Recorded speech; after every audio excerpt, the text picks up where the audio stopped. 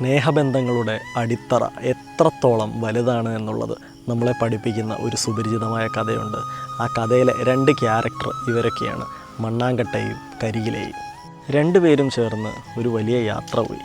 യാത്രയിലുടനീളം ധാരാളം പ്രശ്നങ്ങൾ അവർക്ക് നേരിടേണ്ടി വന്നു. ആ പ്രശ്നങ്ങളെയെല്ലാം അവർ നേരിട്ട രീതി, ഒരാൾ മറ്റൊരാൾക്ക് തണലേകിയാണ്. ആദ്യം വളരെ വേഗതയിലുള്ള കാറ്റ് വീശി. ദുർബലനായ കരിയില ആ കാറ്റിൻ്റെ വേഗതയിൽ ദൂരേക്ക് പറന്നുപോയി.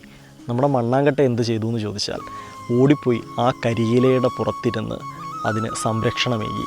കാറ്റ് മാറി വീണ്ടും യാത്ര ആരംഭിച്ചു. കുറേ ദൂരം ചെന്നപ്പോൾ ഇടിമിന്നലോട് കൂടിയ മഴ ഭൂമിയിലേക്ക് പെയ്തിറങ്ങി.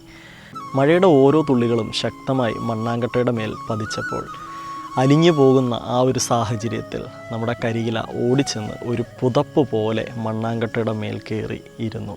നമ്മുടെ ജീവിതം വെച്ച് ഈ കഥയെ താരതമ്യപ്പെടുത്തിയാൽ നമ്മളുടെ ഓരോ ആപത്ഘട്ടത്തിലും ആരെങ്കിലുമൊക്കെ നമുക്കും തണലായി വന്നിട്ടില്ലേ?